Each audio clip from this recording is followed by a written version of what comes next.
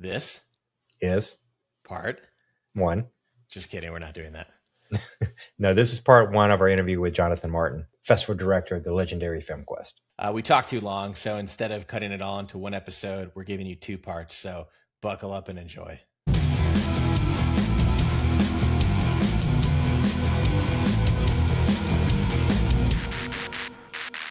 Hey, everybody. I'm Jason Sheedy. I'm Joshua David Matthews. And I'm Kyle Steinecke. And we are Heebie-Jeebies Pictures. Welcome back to Deep Dark Well, a filmmaking podcast where we do a deep dark dive into how we make movies, from figuring out that initial idea all the way through distribution, as well as chatting with fellow filmmakers, actors, writers, and in today's case, film festival directors. Jonathan Martin, our guest today, is the festival director for the legendary FilmQuest Film Festival that takes place each year in Provo, Utah. It's an internationally recognized genre fest that he's been running with an awesome team of folks since 2014.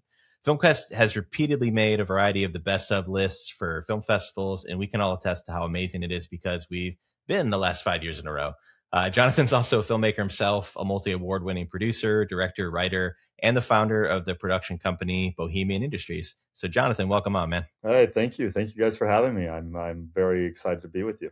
We were just talking a bit before the show how we normally don't see Jonathan until the fall, so it's exciting to sort of see winter Jonathan. Yeah. You're seeing me outside the cocoon, and so I'm here as I'm in the wild right now, is what you could say, right? Like, I know that dry land is not a myth.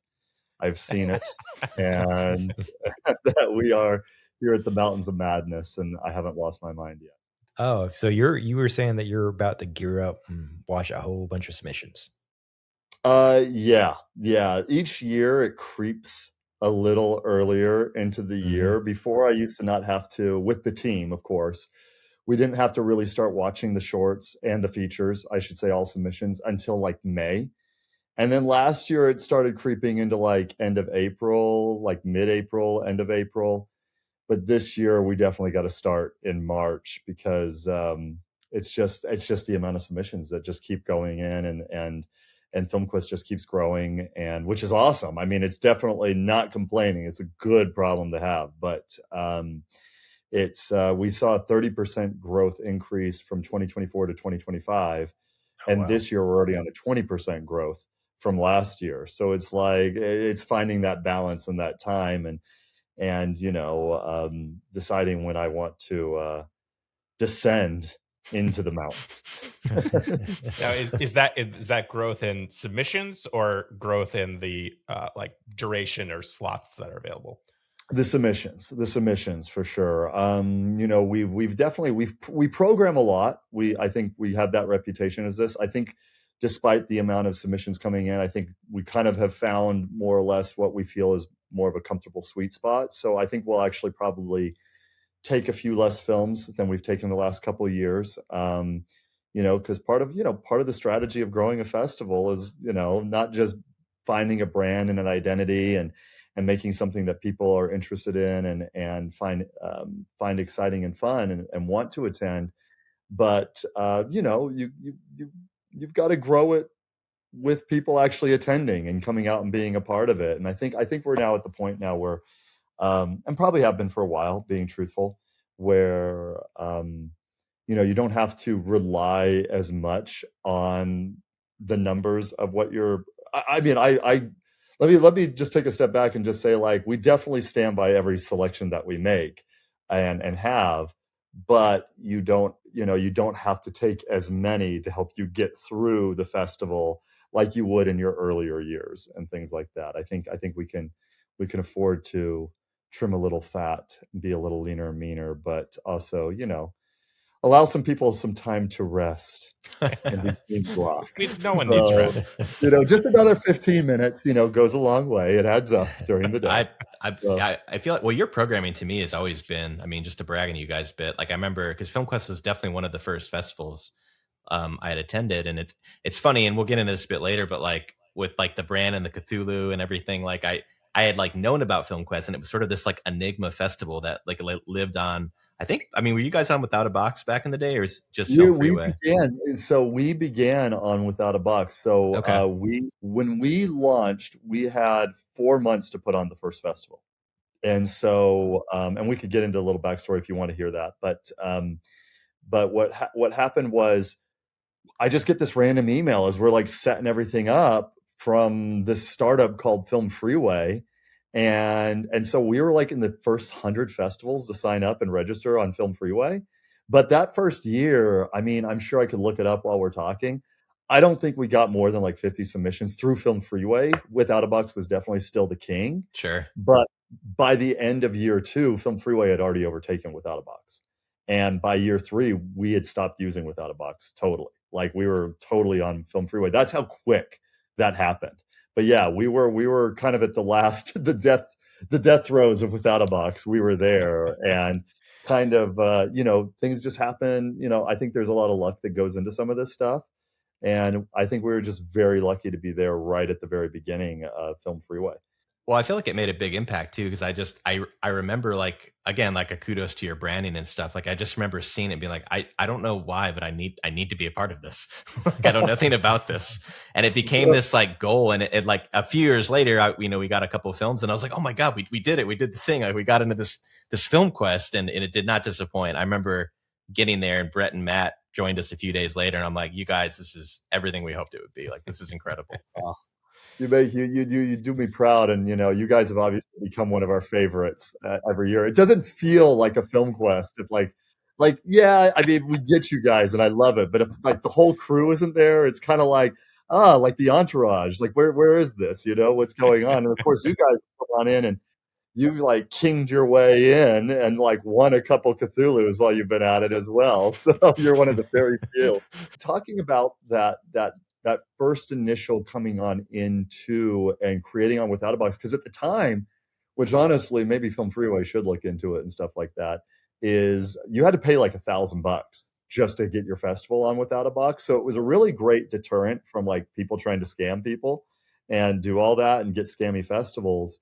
And so we paid the fees and got on there, and then we also did some promotional like banner ads and stuff like that. And we were very fortunate that we created some very strong branding right out the get-go. Like I knew we needed to have a trophy. I knew we needed something that just stood out right out the gate. And so, I look at some of that artwork and some of the graphics that we did at the time compared to how we do it now. And I was like, yeah, it was fine then. And, now it's like, it's way better. But for the time, there weren't a lot of festivals branding like we were. There just wasn't. There was a few, but just not a lot. And so I'm glad that you kind of picked on that early on. So I appreciate that. Let's backtrack a little bit. I want to know a little bit more about how you got into filmmaking in the first place.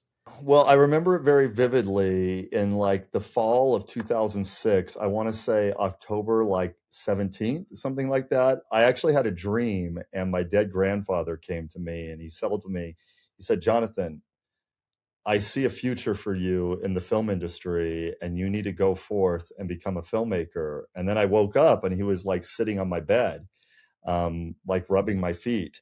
And then I realized, oh, Grandpa's not dead, and none of this is true. And so, no, that's not what happened. But no, it was always something I've just always been very interested in. And it was always something since, growing up as a kid, and I'm sure a lot of us have this, but, as you look back in time and you kind of realize things that maybe you're not aware of as you're kind of actively doing it, I would always kind of like imagine myself in movies or a character in like the Mighty Ducks, right? Like, oh, I'm going to be in a sequel to the Mighty Ducks, and I'm going to be the kid that shows up and be in that, because that's obviously from that time period that I was growing up. And I remember even like having a conversation with a friend, like, how awesome would it be if there was a movie, an action movie with like Arnold Schwarzenegger and Sylvester Stallone and Bruce Willis, and like talking about these things that ended up actually happening. I was going right? to say somebody was tapping your phone and was like, this kid's got a great idea. Yeah, right? They're like coming in with it. So there was always those kind of seeds that I would be interested in. And then, but I'm not going to sit here and say like I didn't come from a poor family or anything like that, but we couldn't. I didn't know how to make a movie, right? And definitely, if it weren't for digital cinema, I'm not sure I would have ever found a way into making movies, right? Like that always just kind of felt like some like strange, impossible dream. And And, I was a little mystified by like the camcorders that people would do when we were in high school, but it always looked so bad. Yeah. Right. Even then I could comprehend that it looked bad. And so there was always this aspect of like, oh, I want to do this. And I think kind of a turning point, and this maybe gets a little bit more into my personal history. I was an LDS missionary in England. And we have this little white book that's like our rule book, that we kind of keep with us. That's what's in our little pocket protector. And like, so we have that. And I would just write ideas for movies or stories like all the time. Like as I was like, I'd be on the bus and all of a sudden this idea would hit me and I would just start writing it. And every now and then I would just take like a pen and pad and like just come up with an idea. And I remember writing like a mini treatment for 8675309. And like, what would that actually be as a movie? Right. And it's like this guy sees a number on a bathroom stall and like he calls the number and things get crazy from that point on. Right. And so I thought to myself, so there was definitely something there and wanting to do film. But then, I got back and started going to school, but, I still didn't see really a path that I could do it. And so I went to school for business. I got my degree in business entrepreneurship. But at UVU, Utah Valley University, they did have some classes for theater and they had a couple film history classes. So I took those and then they introduced like a playwriting, like a 1-act playwriting class. And where my play was controversial because they would have 3 judges read it. And it was about pirates who end up at like in Havana and they end up like freeing slaves, but there was like prostitutes that were being like auctioned off and all that sort of thing too. It was really bawdy and fun and swashbuckling. And it had the 2 highest scores of all the judges, but then the third one just bombed it. And so it was controversial for that reason. Oh gosh, yeah. And then they took off and they did a screenplay class. That was it. That was it for like filmmaking. That was all we had. And so I took the screenwriting class where we had to actually have it up here in my bookshelf. And we had to, it's a book that's like how to write from your heart or something, write a movie in 21 days. If you've ever seen that. Yeah. And I was the only one in the class that actually wrote the first draft in 21 days. So at that point, like, I felt like, you know what, I think I've got something kind of unique here. And then I got an opportunity, talking to my mom and all that, I was able to buy a Panasonic HVX. And, I'm going to thank my mom for that. She helped me for that. She's like, well, I'll buy this for you if you make a documentary about this ethnic group called Lemkos, who come from the Carpathian Mountains. That's half of my family heritage coming through my mother's side, that nobody's ever heard of, that had like genocide and all that committed against them by the communist Polish government post-World War II. And nobody cares because they're just like European white people. And like, that's just the reality. Sure. And so I go over there and all I have is a translator. I have no flipping clue what anybody's saying in any of these interviews. And so I have to like time it. I was like, I think they're going to cry. Yeah, they're starting to cry. So like slowly zooming in as they're like starting to cry as they tell the story. And then I was like, after it played a festival, I was like, oh, I need to take this back and re-edit it. And I haven't done that since. So, yeah, I got a couple of those projects too. Yeah. We'll get to it one day. I still have the hard drives with our thesis film from film school on it. I don't know why I'm keeping them. It's like, we're going to cut it again? Sentimental value.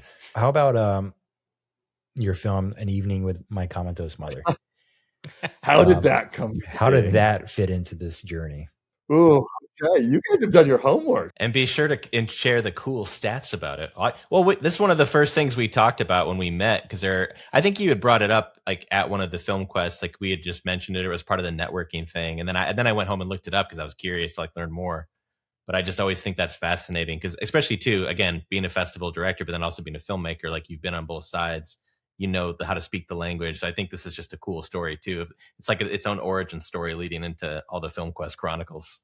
Comatose Mother, An Evening with My Comatose Mother, how that all came into being was, I didn't know, I knew I wanted to make a narrative short after doing the documentary. And I was writing, like I mentioned, some things. And I actually sat down with an actress local actress here in Utah, and she wanted to do a horror, and I was kind of wanting to do a horror, right? And we kind of brainstormed a couple ideas at a Borders. We end up sitting down and we come with this idea of like, yeah, there could be like a creepy old lady, there could be a creepy kid. And I was like, yeah, that's really good. And I started getting these ideas because I kind of draw, like many of us do, I draw stories from some real things. And as it turns out, my grandma is just a gold mine for like horror stories. Like just I love my grandma, but you know, you kind of have to be there and understand that. Sure. And Yeah. there's like an aspect to it. And so I remember I was leaving soon to go to a wedding in Indonesia. So I wrote like the first draft on the flight to like Indonesia. And I remember just cackling the whole time as I'm like writing it, like the title to like just like ridiculous things where like she's like stroking her mother's hair, who's like 90 years old and comatose, and just rips a piece of it out, right? Like just like stuff like that. I just was, you know, there's no rules. I'm just having a good time. And so I wrote that and spent the next few months trying to get it raised, some money, not a ton of money for something that turned into a 30-minute short. And I finally got my uncle to do it because my parents weren't going to do it. You know, you try to get everything. I twist the arm of my uncle, and so he does it. And so we're off and running, and I don't have a huge budget for what we're doing, but you know, it's going to work. And so we shoot this thing, shoot it for about 5 or 6 days, and get it made. And again, it turns into a 33-minute short. Part of the reason why that was, you know, I send the movie to the composer and he gives me back for the opening score, like for the opening titles, like a 1.5-minute musical cue. I'm like, I just wanted like a 20-second thing, but I really like the music. So I guess it's a 1.5 minutes now, right? Like all these things that I would do differently. Long story short, to get to it, the film, I had a really good feeling when we were making it. I just had a really good feeling, and I could get into the minutia of the details. I won't do that. But it was when there's a shot in the film, and this was before we started filming The Comatose Mother, and it was on our 3rd day of shooting where the clown has come to life, and we did, it's all practical. Then we did this trick where it pulls itself around the corner of the hallway and then like pulls its head, and it's this animatronic puppet head that like looks and comes to life and then like slowly, almost like erotically, like pulls its hands around the corner. I do remember it being a bit sensual. Yeah, there's a sensuality to the film. A lot of my stuff has it plays a little bit with some sensuality and eroticism, but nothing that's like I would ever call, not even really R-rated. It's almost like there's like a little hint of it, right? Anyway, I just had a good feeling. I remember telling the producer who was on the project with me,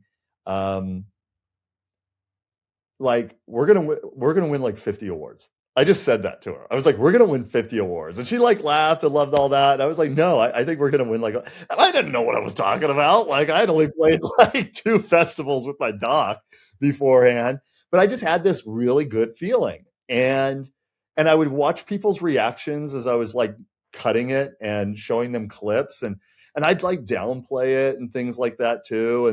But then people would be like, no, this is really good. But at the time, I didn't realize what I had, if that makes sense. Like I had a good feeling and all that, but I didn't realize at all until I got onto the festival circuit how, for the time, like, I'll get into that in a moment, but for the time, like how much this really stood out. There was just nothing like it in the horror shorts, right? We didn't have, I think they existed, but they hadn't really gone full bore yet. Like nobody was really able to afford reds, and, you know, they weren't as common yet. There was things like that.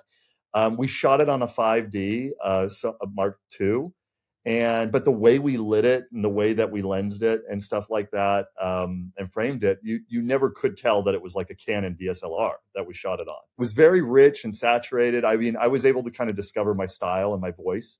I knew we were onto something because, again, this is the era in 2011 that we're submitting. You know, I start submitting probably January 2011, maybe December 2010, but I want to say January 2011, February.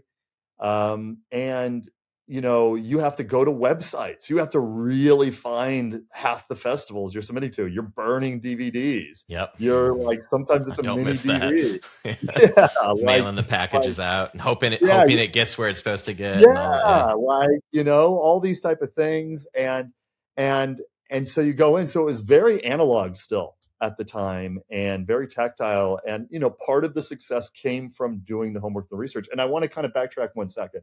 Before I even submitted to a single festival, I did my homework.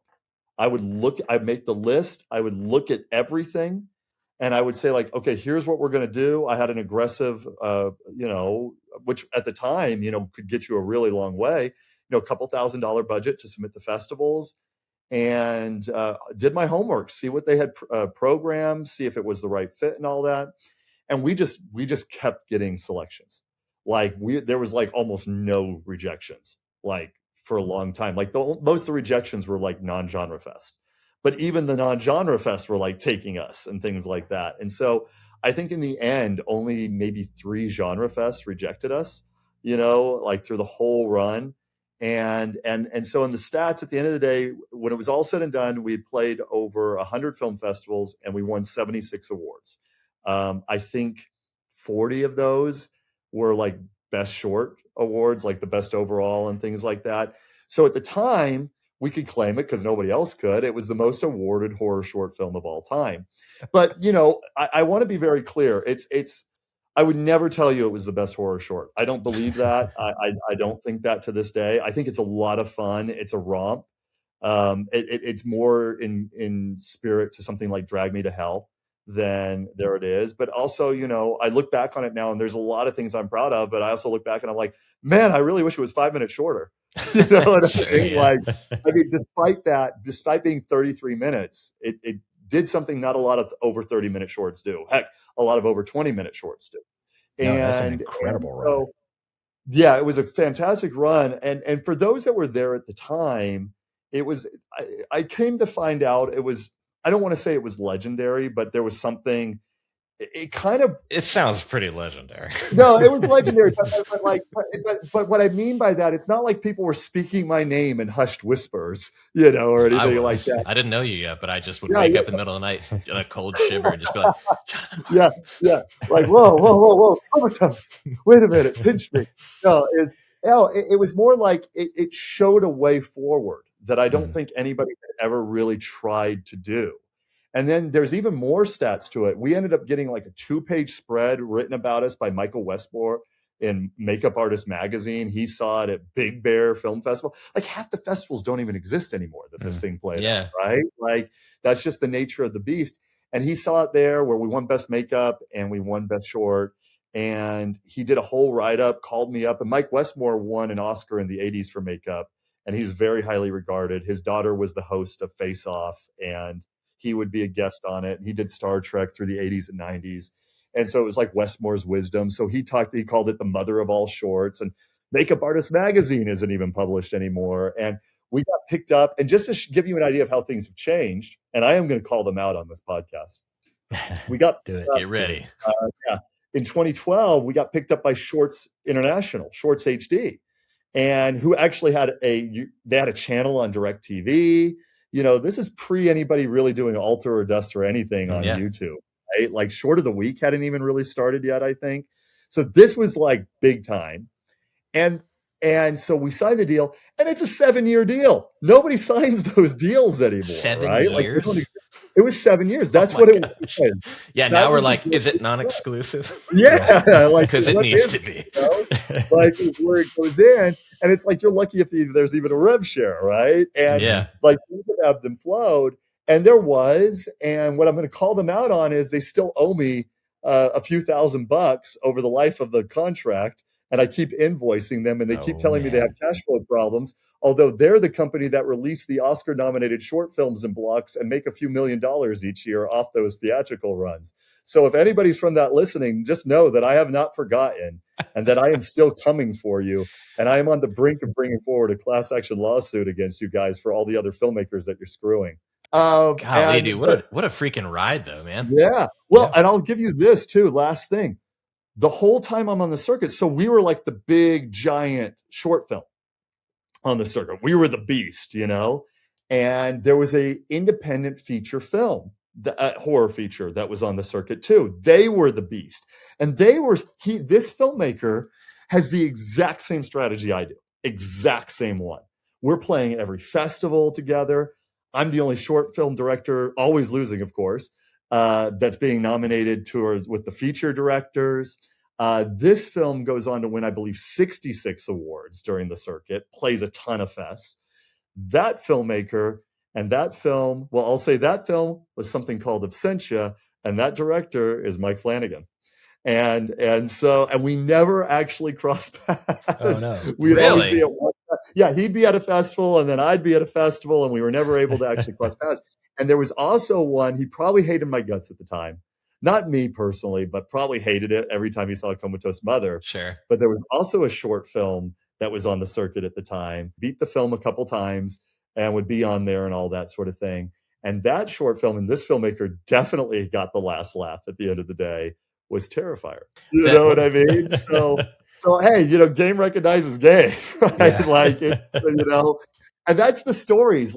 Like, I think that's what people need to remember and recognize as part of the festivals is like, look, somebody else might win the award or win the awards. They might be your nemesis, you know, as far as you look at it. And that's not the way that you should look at it, because at the end of the day, you don't know the circumstances of who's going to see your film, who's going to be in the right place at the right time. And I'll be the first to admit, it's not always the best film that wins. It's not always. Like, Comatose Mother was a kitchen sink short film. It has like everything in it, you know? It really has everything. It's a romp. The thing it probably could have had better was a better story, but that wasn't its goal, you know? Like, and to kind of wrap up that thought is people need to remember that it's not about the accolades. As awesome as that is, as fun as that is, it's about the journey and what your goals are and where things are leading to, right? You could use this to help you with, but use these as an opportunity to actually make friends, build up a network, start to get to know people. And I mean, and the last thing I'll say about this is that's how I met Doug Jones at Screamfest in fall 2011. I had met him briefly, but he comes walking in. I go, "You're Doug Jones?" "Yes, I am." You know, that's how he said, "Yes, I am." And he goes, and I said, "Hey, what are you here for?" We met a few months ago. He didn't really remember. And I said, "Well, my film is playing tonight. If you want to stick around for the short, come in and see it." And he did, and he loved it. And he ended up talking about me in Interview Magazine. Because a question comes in like, how do you get involved in these indie films and short films? And he ended up telling the whole story about how we met, and that we were doing a film called Kiss the Devil in the Dark together. And that's the point, right? Like, you don't know where this is all going to take you. And so just be open to that. Be open to the journey, and don't worry what the accolades are. They can help. They definitely can. But I mean, look at me, despite all these successes, not just with Comatose, but other films, I'm still chasing my first feature. Despite all this, despite all the network, despite some very, very close calls, I'm still chasing my first feature while Damien Leone is making $100 million. So like, there you go. You know, somebody write this man a check. I do want to hear, because I feel like we've talked a little bit about it at FilmQuest in between, you know, whenever. I mean, you're such a busy dude at FilmQuest. You know, you don't often get the chance like we're having now, where it's like, hey, let's have a 2-hour long conversation. You go into those fests, and then what ended up becoming FilmQuest, like how much of like what you learned or took away from those fests went into the creation of FilmQuest? Oh, I don't think we could have made FilmQuest what it was without that experience and going. So I was able to, and I actually wrote, if you go to rollingstone.com, I actually wrote 3 articles, a 3-part series about how to dominate your film festival run. With your overall budget, you need to build a festival budget in there. And as you get more experience and as you know more, you'll know what festivals you should attend to and which ones you shouldn't. And so for me, I went to all the local ones. Anything that was in like Utah. I don't think I played anything in Vegas, so I didn't go. I went to like all the California ones that I could. I traveled out to a couple on the East Coast. And then I went to one, maybe 2, but I think it was just one overseas is what I did. You know, that felt like a good, but in the end, I probably must have gone to like 20 festivals, 25. But, I played some really legit festivals, and I played Holly Shorts. I played Screamfest, different times. So I was seeing what good festivals were doing. And then I was seeing what crap festivals do and what they do wrong, where you get there and you're like, oh man, like, the moment you get there that you've made a mistake. And we've all been there. And, I remember going to the very first one that we premiered at, which was the famous Monsters of Filmland, festival. And it was at the Lamley in Beverly Hills. Awesome. Awesome. They're telling me on the phone that it's selling out. Like, definitely get down here. I showed up. There was 12 of us. Man, I've had that happen too. It's the worst feeling when you're just like, maybe they haven't let the line in yet. And then they start rolling the film and you're like, maybe they haven't let the line in yet. Yeah. And half the 12 was us, just FYI. Yeah. You know what I mean? And look, we've all been there. Like, things take a while to grow. It was their first year, but famous Monsters of Filmland. Hello, right? It was cool. I mean, there were some cool people there. The Lamley. I mean, it was still a cool, big deal. Yeah. And I met some cool people at that event. I met the guy, I think Curtis Anderson. He played Booger in Revenge of the Nerds, and I met Roger Corman at that festival. They showed an original print of Mask of the Red Death. They showed an original 1931 print of Dracula that they got from Universal. I mean, they had some insane programming there, right? That unfortunately not a lot of people were coming to. And then, so I was like high off that. And I go to this festival in Detroit, just outside Detroit, but in Detroit. And I remember showing up and I was like, and look, every festival has to do its thing, but I'm the only filmmaker, right? And I understand every festival is different. I was like, hey, where do I get my pass? Where do I get that? They're like, oh, that's $50. I was like, oh, okay. I was like, oh, okay. I was like, I get it because it was a convention festival as well, but I just expect it, oh, so that taught me some things. And so that's why with like FilmQuest, we get so many people. That's why it's like at least one pass is guaranteed. And then we kind of go from there where it goes on. It literally comes from that experience. But coming back to it, the festivals and getting that experience, you figure out like events, you see what they're doing. The ones that don't put on events aren't getting people together. You're like, you're making mental check boxes of all this. And then there's some festivals, truthfully, and I'm sure this has happened to people with FilmQuest where maybe it didn't live up to the hype, or maybe it was something that you weren't quite expecting. And then you go to other festivals and you realize, oh, that actually was pretty good. or you give some time and you realize, oh, that was like this as far as this goes. I mean, everybody, you can't control people's experiences totally. People are still individuals and stuff like that. And people might have different expectations from what's there. But that definitely shaped me and my understanding from like the website to how the prizes are giving to how the branding is. I can't tell you how many, especially at that time, like how many of them were just black and red. Everything is just black and red. It's especially frustrating as a filmmaker, when the festival's like, hey, are you coming? And it's like, sure, but okay, now you need to pay for a pass and you need to do all these things. It's like, I get it. You're not going to pay for flights and everything, but like, give us a pass. Like, give us a ticket to our movie at least. Yeah. There's definitely things that kind of like roll into it. And, these are kind of,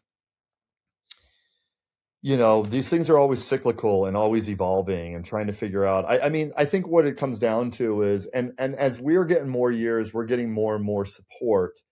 And now that Sundance has left Utah, it's interesting, maybe some of the developments that are coming there that I have to be very proactive on. Like, even though it's a 501c3 nonprofit, it's still a business. But I think as you start to get more support, get more things, and this is for all festivals, now you can start to do more for not just, certain filmmakers, but everybody that's coming in. Now it can start to kind of go broader and beyond that, right? But it does take time to get to it. And so, there's some pros and cons to running a festival and going to it and attending them, right? And just kind of seeing what it is. But you're right, Kyle. Like, it's one of those things where it's like you've put in this effort and you kind of expect it. And one of the things, like, and I'm very, very cautious about this because I did it, was like, hey, would you recommend I come to your festival, like, before I commit? Like, trying to like weasel some sort of information out. And I'm certain of it. Despite all the success, despite the fun, I am certain the reason I won some of those awards was because I was the one attending, right? And the others weren't. I'd have to say at least a dozen of those, and maybe not that many, but like at least a good little handful of those awards came from being the one that attended. You know what I mean? Like, it makes things easier. Yeah, take the award and go, right? I'm sure that's happened, and that's sometimes part of the reason why you do attend, right? Because hey, it gives you a tactical advantage, But hey, listen, I went to a festival in Iceland, and they didn't give me jack, so I actually gave them kudos for that. You know what I mean? I was like, okay, they didn't feel compelled to give me the award, even though I was like the only one of like there for it. So. Speaking of taking festivals to the next level, I think there was a Variety article about the FilmQuest market. Ooh. What can you tell us about that? Ooh. Okay, so I just, no joke, I wrote an email about it this morning. Somebody asked me about it 2 days ago, and I gave them the details. And I just had a phone call this afternoon of somebody asking about it as well, right? So we're the ones tapping your phone, by the way. Yeah. There's definitely a lot of interest in the market. So here's the thing with the market. So it's going to happen. It is going to happen. It's like, make no bones about it. It's going to happen. The only question mark is, will it be 2026 or will it be 2027? There's a lot of fluid moving parts right now. And being realistic, I can't put the festival at risk for the sake of the market. Right. And so we have our budget. We've got our stuff that we got to pull off the festival with. Right. And look, we got this new office that we did. So we had to kind of invest into that a little bit. You know what I mean? Like, just to get that kind of going. It will be genre focused, and it will be curated. That's one of the big key things that's kind of changing and getting a lot of people excited about this behind the scenes. If you go to AFM, if you go to these others, honestly, it's a crapshoot. Like, it's just, and there's a lot of crap taking the oxygen out of the room. And it's just like, and I realized something as well during Sundance, because I was with John Fitzgerald from who we're working with on this, who's partnered with us for the market, who is the co-founder of Slamdance. And we were taking a lot of great meetings, a lot of things here in Utah, but also at the festival. And I just realized a lot of people have really, really crap taste. And I don't mean that like in like, my taste is good. It might not be, but I think I do think I can maybe toot a little horn. Our grand prize winning short films from the last 2 years have won the Oscar, and our best foreign short won the Oscar because of that tie as well. We literally have predicted the last 3 Oscar winners, which I believe is the first time in history a festival has done that. It's right? Incredible. It didn't just play, it actually won the festival and then went on to it. I can't speak to it.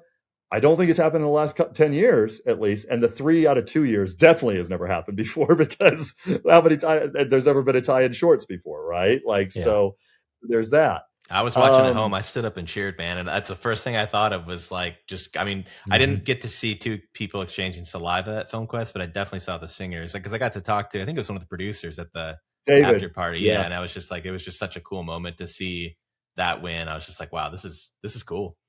Oh, absolutely. And these are the power that we come in, and keep in mind, and I won't count last fall because those are, a lot of them are in transition, but I know Cineverse is picking up 4 films from the festival from last fall, right? We have 100% pickup rate for every feature that has been programmed at FilmQuest for distribution. Like, that in itself is telling you something, right? And so, yeah, we have our finger on the pulse. So when we're sitting here saying this is curated, it's like, no. We know what's going to sell. Like, we have a really good idea. So what we'll do is the festival lineup will be the festival lineup. That's the competition lineup. That is that's de facto in the market, right? Whether that's 16 features, whether that's 20 features, whether that's 24 features. Ideally we'll get it to the point where there's 30 features playing, but we need more venues to do that. I know we've talked about the second venue coming. I was promised it.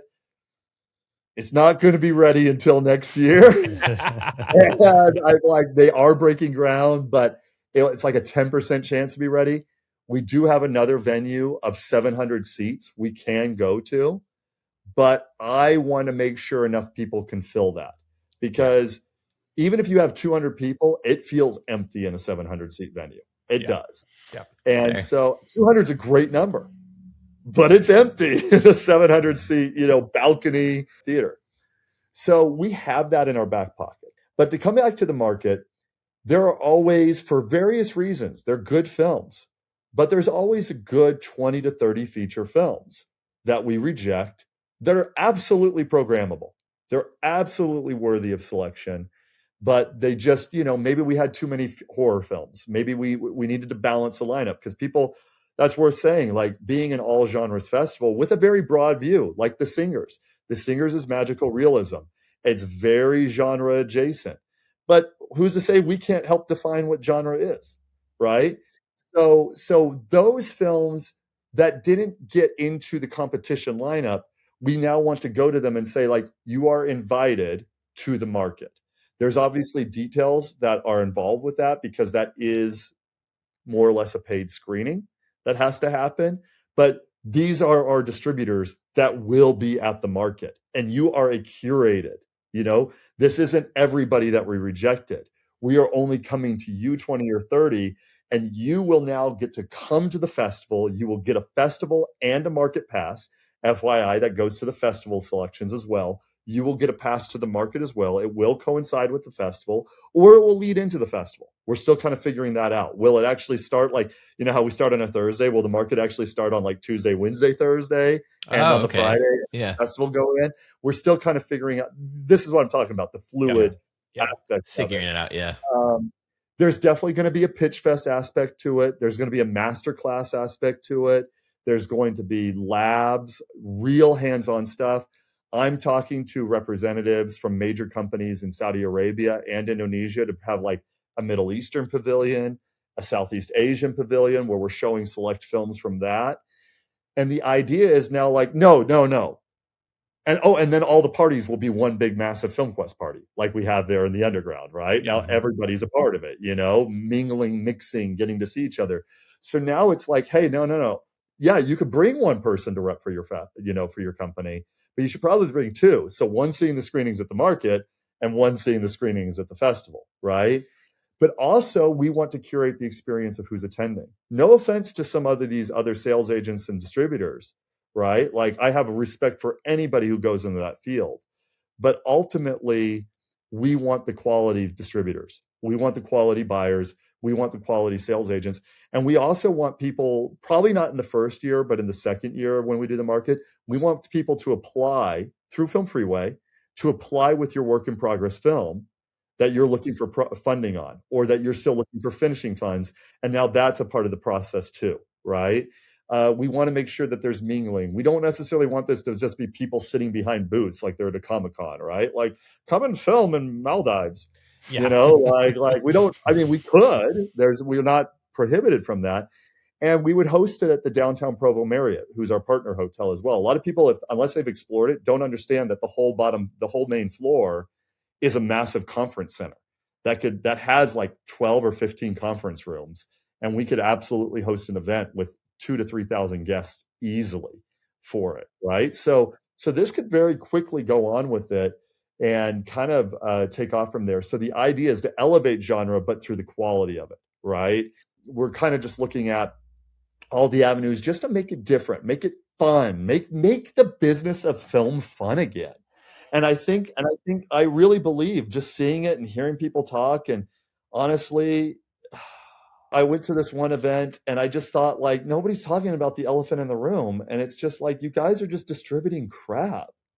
Like, I'm sorry, like, some of your streamers don't deserve to exist. Like, it's just filled with literally the worst films and stuff that barely appeals to anybody. And I'm not trying to invalidate or make anybody feel bad about what they made, right? But it's just like, not everything needs to be released and distributed, and not everything has to be bought for $1 or has to be streamed on like, we don't need to do that. But guys, there's stuff I can't tell you as well. There's at least 3 other ventures in the works, maybe 4, that are very, very interesting. But I will tee one up for you.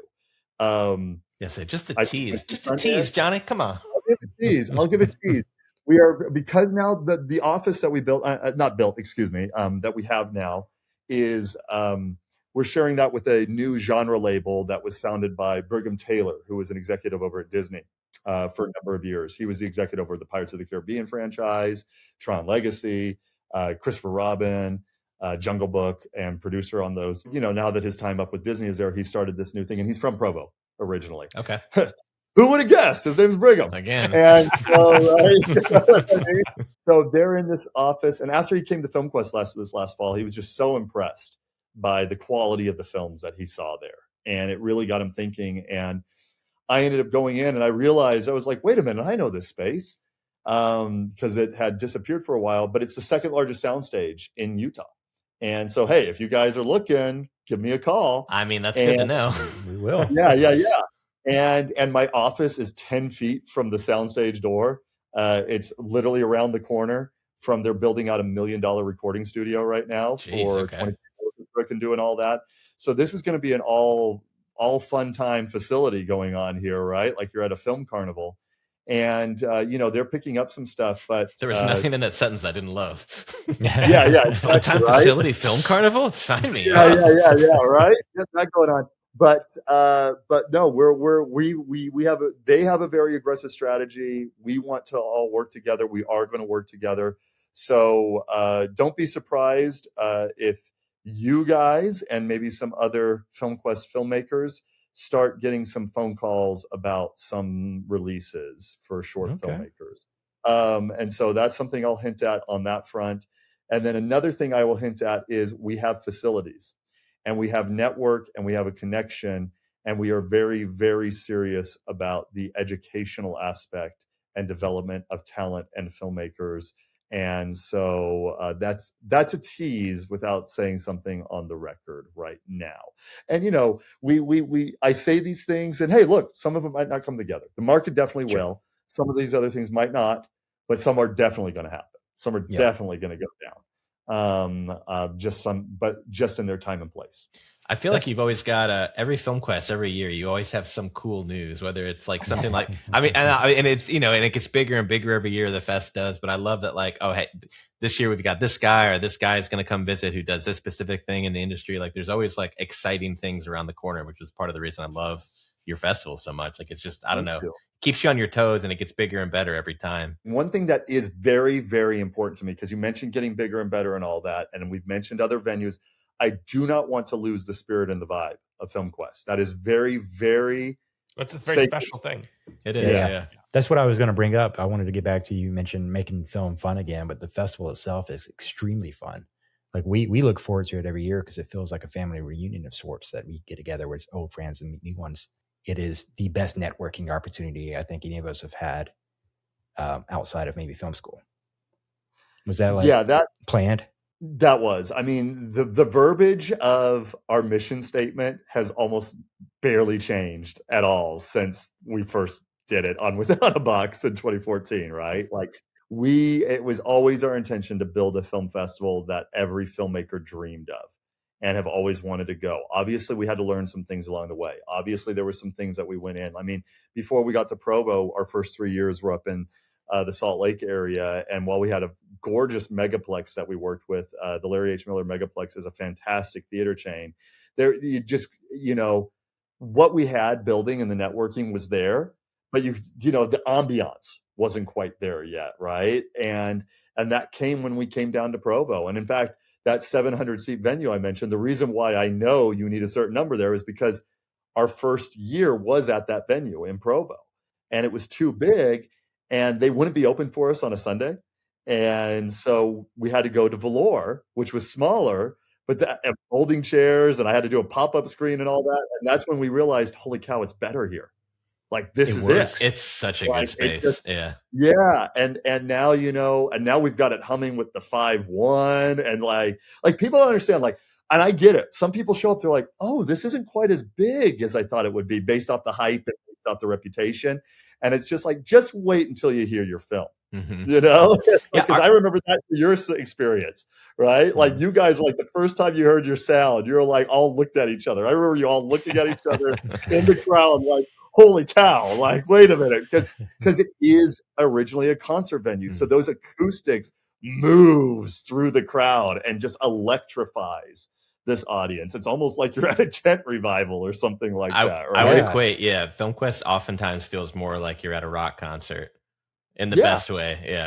Yeah. I mean, being crammed in there with all fans, and it's like some of the best reactions that we've had to any of our films. With other filmmakers reacting in that way is very rewarding, that you don't get anywhere else. I being crammed in there with a whole bunch of other cinema lovers is one of the best experiences, though. For a while, I used to be a little like nervous, about it, but we've really got things purring now. But then the numbers, like, it's deceptive. Like there's 150 people in there for those screenings. And if we count standing room when it's standing room or when it's Midnight Madness and people are laying on the Midnight floor, Madness is unreal. That's yeah. And it's like when people are doing this and they're seeing this, like that's more than a draft house. I mean, I have to brag on FilmQuest more though, because I just like I think we talked about it before the podcast. I was like, I just want to get it across how much we love this festival and you guys and like the team you have, and we want to throw some love to your team too, Jana, Richard, Mel, your wife Emily, like everybody that just like, and all the volunteers, like, because I know you guys have some more volunteers and stuff, but you're relatively a small team. And it reminds me just too of just like the filmmaking process. It's like you have this small group of people coming together to make this epic thing that, goes far beyond its reach and things. I just think that's amazing that you guys are able to pull off what you can with the team you have. And I mean, that's one of my favorite things every year is just kind of like reuniting with you and the team. It's just such a cool, it's like that bar you go into where they know your name. I think there was a show about that. Mel was hitting us up on Instagram asking us like, hey, y'all coming in this year? Like when y'all coming in? I'm like, I'm not coming this year. And she got mad at me. But like having that community is incredible. No other festival has done that. I haven't met I've met volunteers at other festivals, but nobody's like stayed in touch with us over the year and like is looking forward to us coming back. So yeah, kudos to that environment that y'all have built. Well, thank you. Well, and I know you weren't here this last fall. Were you at Midnight Madness this year, Jason?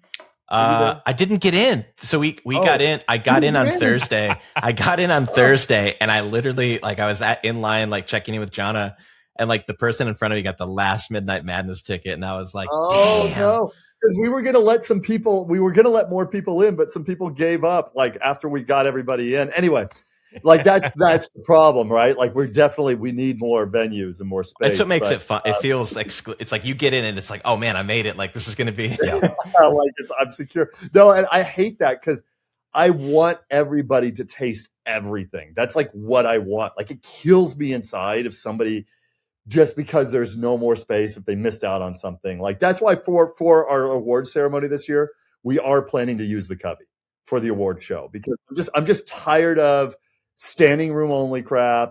I'm tired of people having to feel like they're left out, even though that's not our intention, or us trying to stream it to the other room so they can see it. No, I'm done with that. I want everybody, that's a big part of it. No, I can't speak high enough about Richard and Jana and Mel and Emily and she hasn't been here the last couple of years with us, but Jenny and Barb and Sarah, Amanda, and just so many of these core volunteers that we have. And don't get me wrong, we definitely need more and we want more, but we want those quality individuals that really understand people, really are a part of this and really love it. And they're not just there because they're begrudgingly there. They actually feel the spirit of what's going on. But their story, our story is very much their story and what they've kind of come in with. And I'll say one thing as an aside, I think I'm just lucky that so many people are into things that I'm into, because I think that's part of it. The team is into what I'm into, and that's why we groove together, right? Yeah, and then what a great feeling. The filmmakers, obviously they're into their films and what they've been programmed, right, with, but they're into the same type of stuff that we're into. And I believe that's part of the fun. The reason why it has so much fun and the rock and roll nature of it is because it's yeah, you're there, you're part of this now. but the sun is starting to set. I can see that I'm getting darker here. Yeah, your room went from like a beautiful like amber to just this like yeah. To I have to get up and turn on my room light. Now you'll get lens flares. But it's I've been just very fortunate that a lot of these things that I just happen to be into, and the friends that I happen to have, and the people that are willing to do this are just, so many of them are salt of the earth people. They're good people.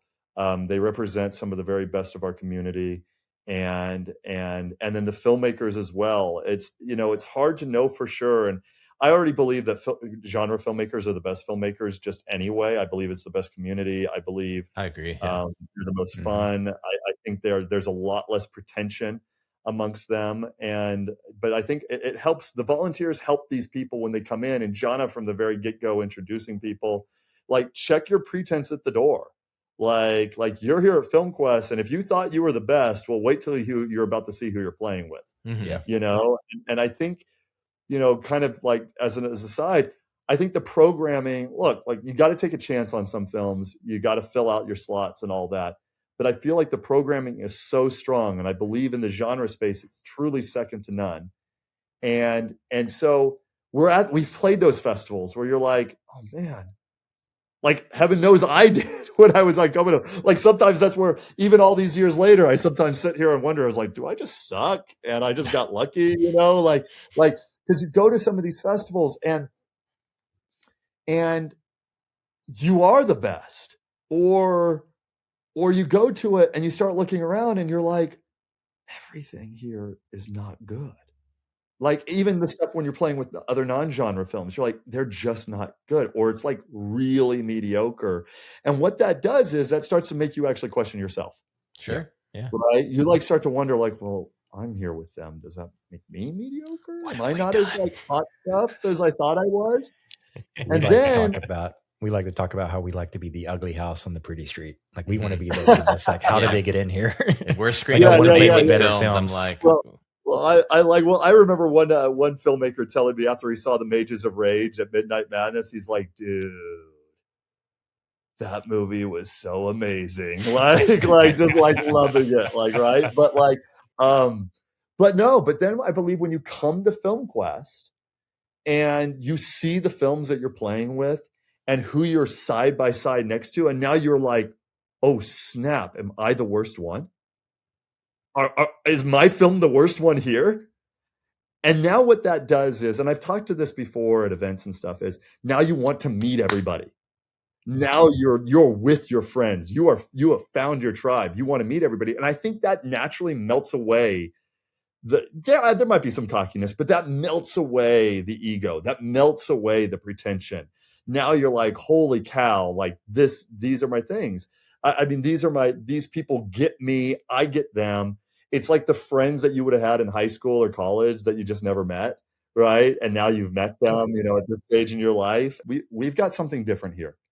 I really think if we do this right, and I don't want to sound like I'm speaking in platitude and being like boisterous or loud, but I really think we have something potentially industry shifting and industry changing with this. I would not have thought that 5-6 years ago, right? I would not have thought about, but watching the evolution of it, and that gives me excitement. And for me, to be real, I need to be challenged.